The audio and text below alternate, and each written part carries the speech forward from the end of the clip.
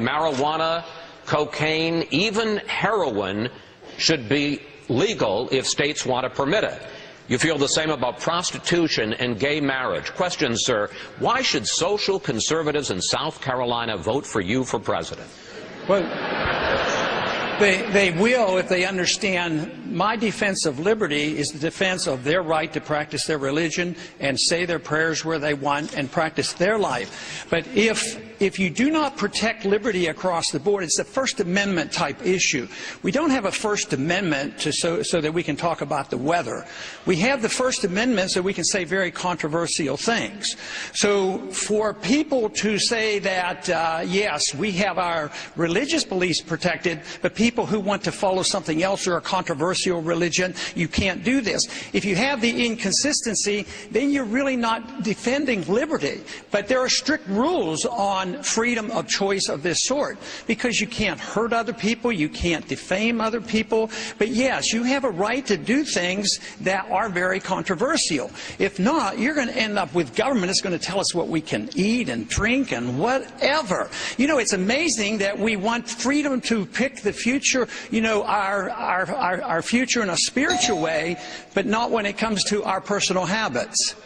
But Senator, are you suggesting that heroin and prostitution are an exercise of liberty? Well, you know, I probably never used those words. You put those words someplace. But, yes, in essence, if I leave it to the states, it's going to be up to the states. Up until this past century, you know, for over 100 years they were legal. What you're inferring is, you know what? If we legalized heroin tomorrow, everybody's going to use heroin.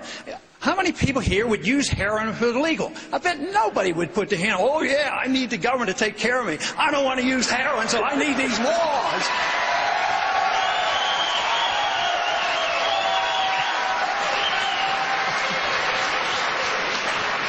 I never thought heroin would get applause here in South Carolina.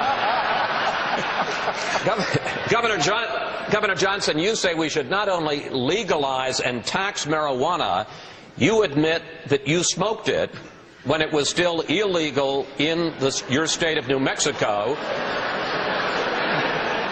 after suffering several serious and very painful bone fractures. Question, how far would you go in legalizing drugs, sir? Well, first of all, I would hope that people, when it comes to the drug issue, looking at me, would look at what I did as governor of New Mexico, which was everything was a cost-benefit analysis. So using that as a criteria, half of what we spend on law enforcement, the courts, and the prisons is drug-related.